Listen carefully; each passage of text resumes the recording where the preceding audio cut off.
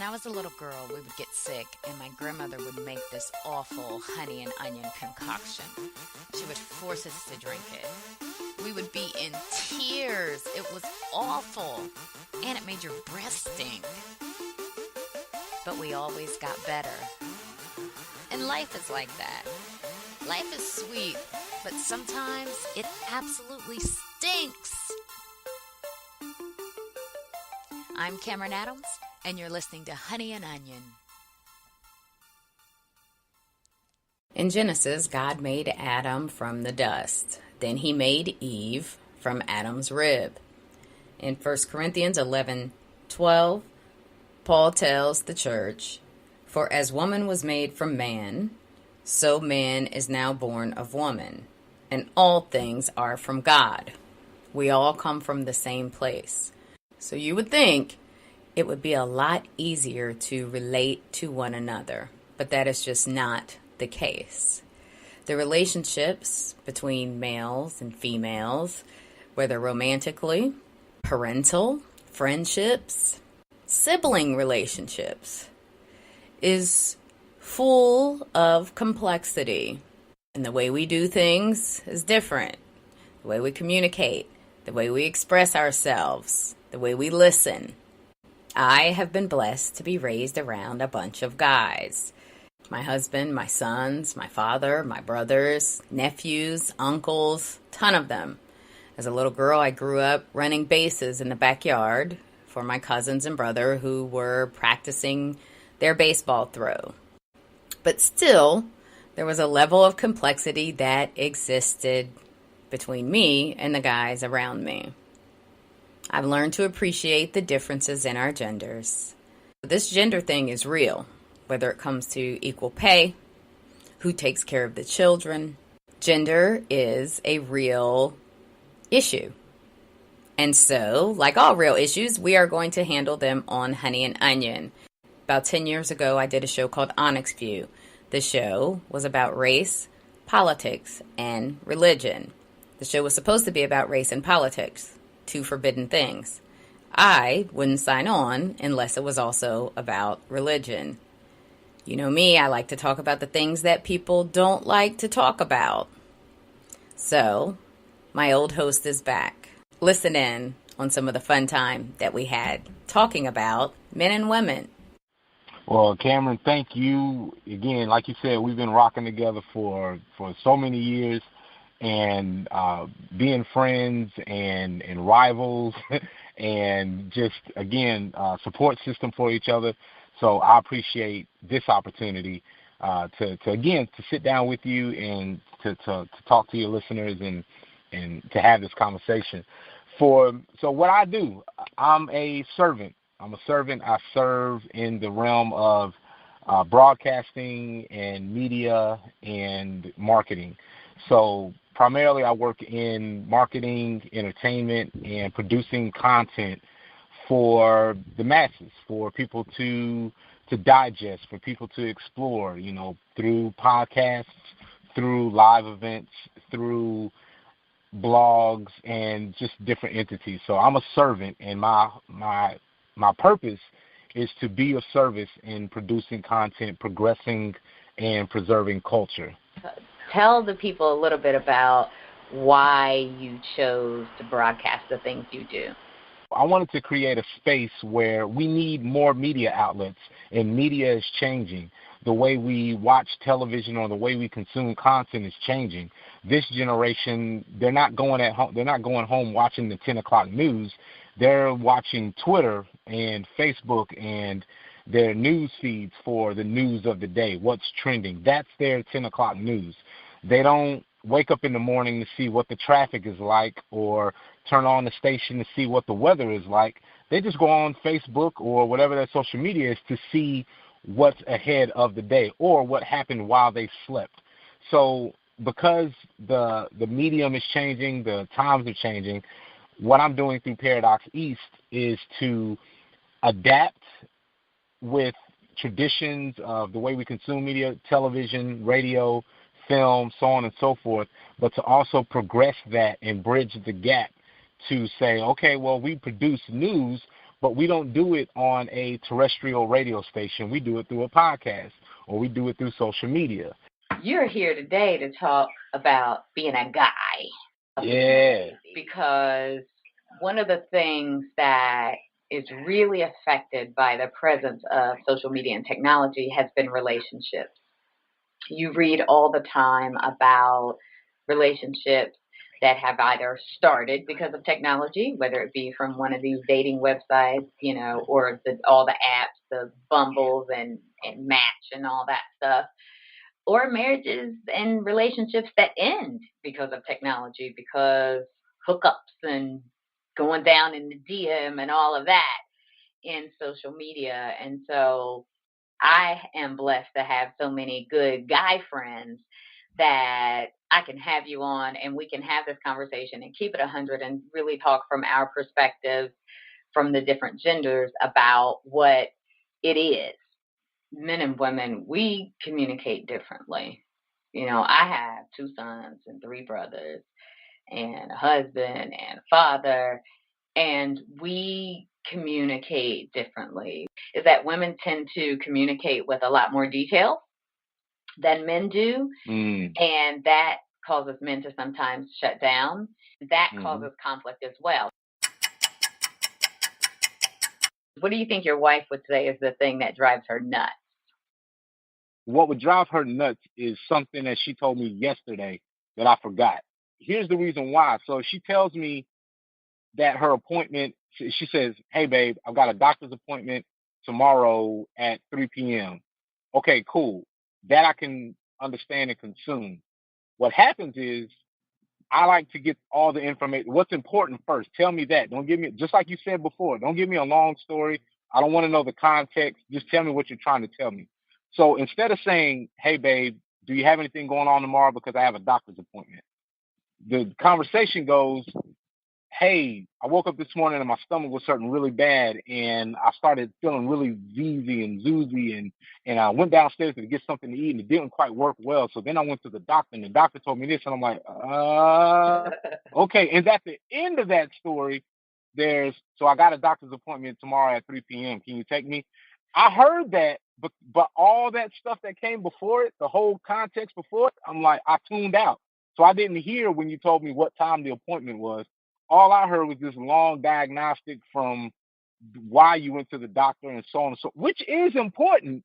But the fact of you having this conversation is to tell me when the appointment is. So tell me when the appointment is, and then I'll ask you why you have an appointment.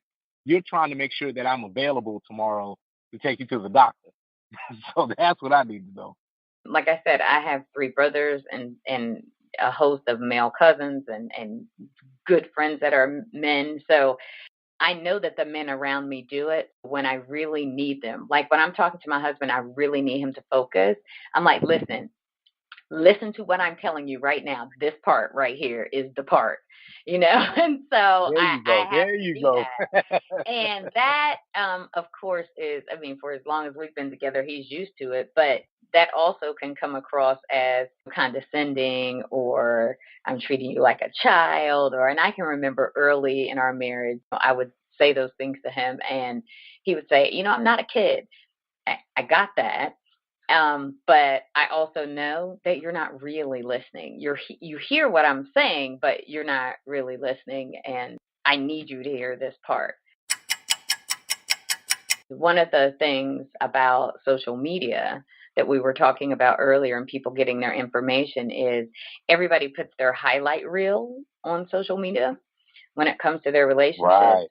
Every time I look at these anniversaries, when your friends have, "Oh, it's our anniversary. We've been married for 172 years. It has been completely fabulous all the time. I married my best friend. I just don't know what I would do." But what happens is other people who are in their marriages and they might be in a rough patch, they see that.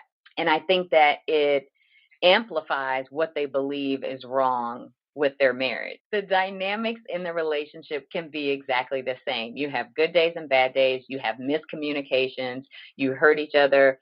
Lord knows when the children come, that just really changes the entire game. Those aren't the things we put on social media. Most people don't say, "Oh gosh, I haven't been to a movie with my husband because I'm running these kids around." and oh gosh, we feel disconnected. Those things people don't talk about, and they're the realities of Mm. relationships. And if we did talk about them more, I think we could help more people stay in relationships. When you get to a place that might not be the greatest point in your marriage, you may think that you're the only one. You may think that that's something unique. And because you're experiencing that, you must be married to the wrong person or your marriage must be over. If you talk to other people, especially people who've been married for any amount of time, they'll tell you, no, sometimes it's just that way. Sometimes you're just passing each other in the night. I don't care how fine I think my husband is. After looking at him walking in the door for 20 years, I mean, eventually you just like, oh, he's cute, you know. It's just like the stories, you know. I love it because people say things to him, you know, and he gets a kick out of it. But people will say, man, you know, you married the cameraman, your wife. He's got some guys that are his age that are still single, and they're like, I would get married, you know, if I had a wife like Cameron. And he just loses it, like he's just cracking up laughing because like he's like, you have no idea. And it's true. You can look at me, anybody can look at me from the outside and say, ooh, look at her, or hey, she's this and she's that. But he's with me every day. So he sees that I leave my water bottle inevitably on the nightstand. He sees when I decide I'm going to wear leggings for about 3 days and not do anything. You know, he sees me when I wake up in the morning and I don't wake up looking like Beyonce. So I think that part of relationships is the part that we miss. We don't want to deal with the reality of the relationship. So you have children, you have your wife. How do you guys deal with the reality of being parents while still trying to be, you know, husband and wife? One day at a time. The thing that I love about my wife is that we've sort of established this partnership where it's, here's what you're good at, here's what I'm good at. I'm not going to tell you how to do the things that you're good at, and you're not going to tell me how to do the things that I'm good at, and we'll help each other sort of in between. So just by creating that space is how we've tried to balance being both parents and being a husband and wife couple, to give ourselves time. We block out time for date night. I actually write it on the calendar to remind myself, hey, look, at least, once every 2 weeks or at least once a month, we've got to get out of the house and go do something, alone, just us. And because we do stuff with the kids all the time. The last thing I'll say is, what you mentioned about before about social media and about people always putting their wins up and not talking about the struggles. I think if we, and I mean all of us, if we set a space where people can feel comfortable about saying, hey, me and my wife are going through a rough patch, or me and my husband haven't talked in 3 weeks. If they put that out there, people are, oh, I knew you guys were going to break up, or I knew he wasn't nothing, and I knew this was a bad marriage when it started, and so on and so forth. You know. And usually the people who do encourage you to leave or dive down in the pit with you are people who are not necessarily happy in their relationships, or they don't have relationships at all, or they haven't been married. I cannot tell you the number of people who aren't married or actually have never been married in some case that have all the brightest ideas about what marriage would be. I had someone tell me, I had posted one time that, you know, relationships are hard. They're a lot of work. You know, marriage is a lot of work, but it's worth it. And someone posted, you know, I don't know why people say it's a lot of work. If you marry the right person, it's not work at all, really. So I asked, Hmm. how long have you been married? 8 months. Boo, keep on living. And then you come back to me 3, 4, 5, 20 years from now and let me know how that works for you. You can marry, I mean, marrying the right person certainly means staying together. It means that you have a similar value system where you're committed to what you said, you know, when you were standing there being married, but you're not the same person. Hmm. You're two different people and you have different thoughts, You have different ideals. Like you and I are pretty public people as creators, Mm-hmm. but our spouses aren't necessarily up for us putting everything out there. Right. And you mentioned that, and that's critical. For me, my husband is not on social media at all. That's just not his thing. And it got to the point where I finally had this post every now and then about us because people were asking, are you still married? What's going on? At one point on Facebook, it had you could see, what people search about you, and the top search for me was Cameron Adams divorce, and I was like, "Are you kidding me?" And so Wow. I know it blew me away. It did. It blew me away. And so Wow. I started to now post more, but it's still nobody's business. And that's the other thing is that marriage, you are a unit and everybody else really comes outside of that unit. That's biblical. You're supposed to leave and cleave. And I think that's hard for people as well, because like you said, I see this with women, but that's because I'm a woman. I don't know if guys do it too, but if you say, oh, we're having this hard time, or he did that, or let him go, I wouldn't put up with that, you leave. Everybody's good at saying what they wouldn't Mm-hmm. put up with and what they wouldn't do. And, if you're not in the situation and you're not the person, you don't know. I know that looking outside of someone's relationship, you'll never know what that's like because I see how people look at mine from the outside. Beyonce is Beyonce to us, but I'm sure to Sean, she's just B, and he sees her with her Yeah. scarf on and her robe on and the kids driving her nuts and whatever else. And so it is different, and helping people to remember that, to stick it out. I remember being at a tough point in my relationship, and I was reading, every single article on marriage ever, particularly Christian articles. And I read this great article from Focus on the Family that said they did this study, and they said that couples that were contemplating divorce 5 years later, that stayed together 5 years later, were like amazed at how good their marriage was, Mm. couldn't remember how intense, like whatever it was that was so bad at the time, looking back on it, or actually wasn't that bad, and how happy they were that they didn't do that. And that really stuck with me because it's true. When you're in a moment, it's very hard to make a, a good decision when you're being overly Mm-hmm. emotional. If you're in the middle of an argument, you can't decide whether or not I like this person because right now I don't. We're having an argument. I think that talking more about that stuff, I mean, certainly there are all kinds of great things to talk about in marriages, and we get a lot of that. Like I said, all the anniversary posts, all the we're on vacation posts, those are all great, and those are all great highlights of marriage and relationships. But also, there is, supporting each other through grief and death and loss, supporting each other through financial difficulties and changes, parenting. There's Mm. so many aspects of being married and being in relationship with someone that causes you to change and grow, and they change and grow. And I am not the 29-year-old that stood at the altar. I'm a different Mm-hmm. person, and so is my husband. And the key is to try to stay connected as you learn and grow.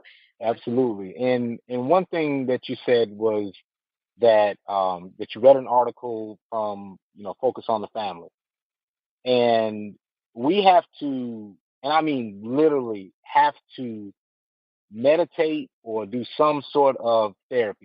And you don't see couples, posting a photo or a selfie at the marriage counseling session. They don't. They're not. Oh, we're headed to this great marriage counselor. Oh, this session was so great.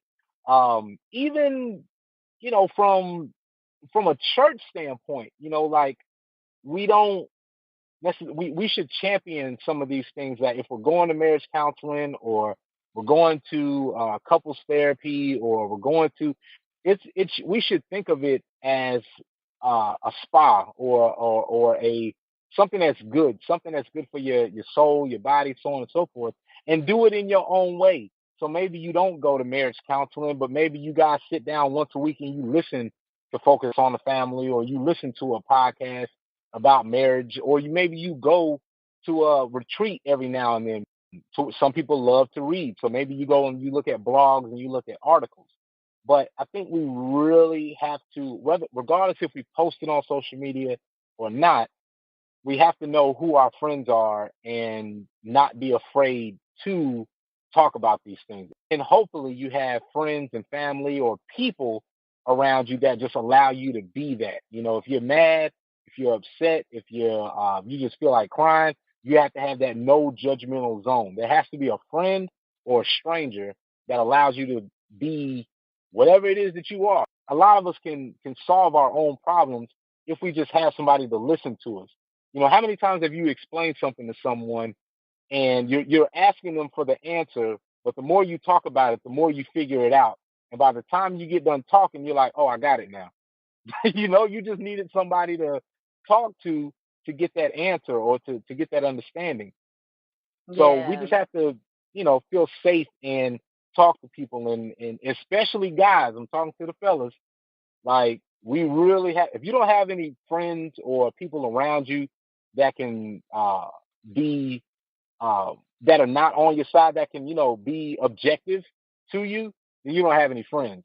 If you don't have any friends telling you, hey, you're messing up, or hey man, like, I don't know what you're doing, but you need to tighten that up, or hey, this is how can I help you?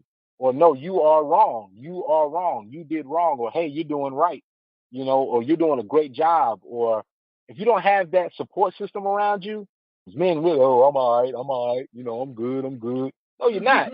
Like, like, you're coming home at 4 in the morning, dog. You're not all right. Like, why are Right, you here at my right. house? That's real. That's real. That's real. I'm glad that you said that because our our purpose here in doing Honey and Onion, the podcast, and Shine TYC, the blog, is just that, being a vehicle for people who may not want to, who aren't ready to go into therapy, for them to be able to at least listen to a podcast or read a blog that is helpful to them and that hopefully encourages them to go get help further, because I know that, like you said, about going online to find things, I find a lot of encouragement online, and I encourage just the creators that are out there to keep making positive content. I was so, when you started doing podcasting and started doing the interviews, I was so excited because you just want good people to make good content, something that uplifts us, Hmm. because there's enough out there to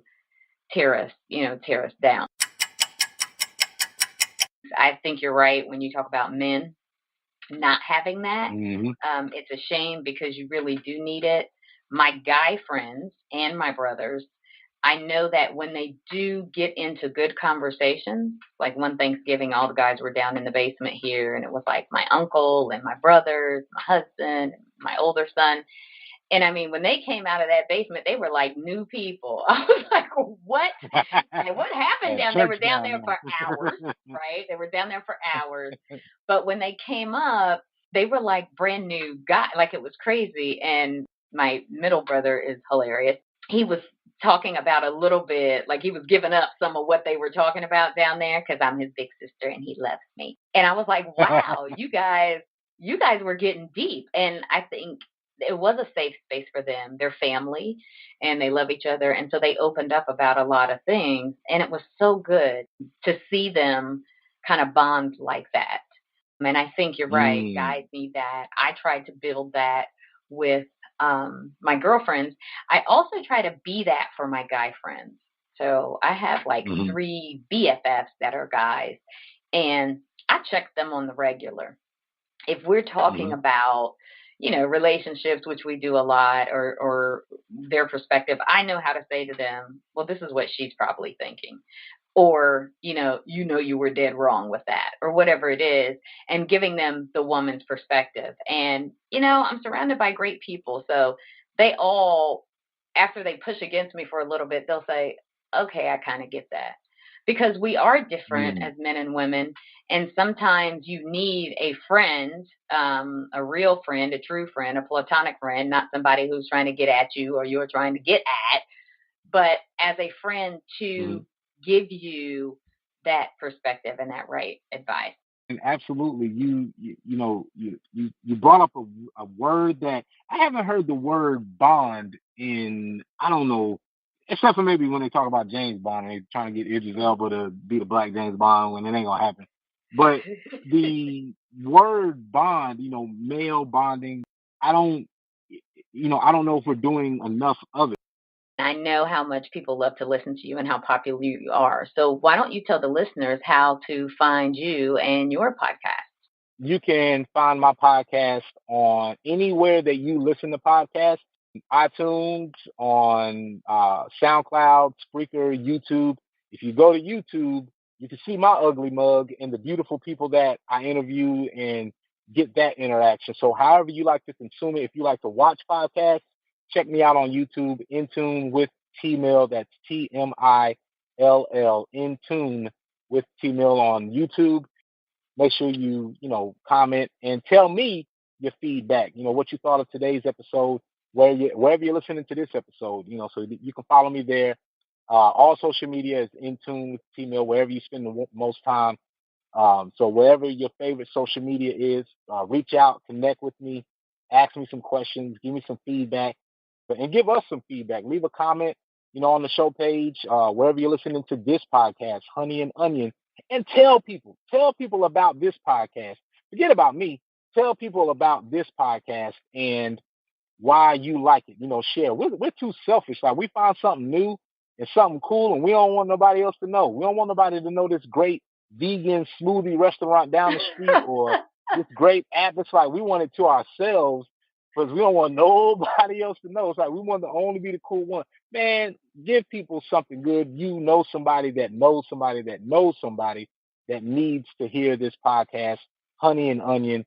And again, give Cameron all the feedback that you need and let us know how you feel about sharing and how you feel about relationships, marriage, therapy, all that good stuff. So follow me wherever you like at In Tune with T-Mill or T-Mill205. I would love to hear back from you guys.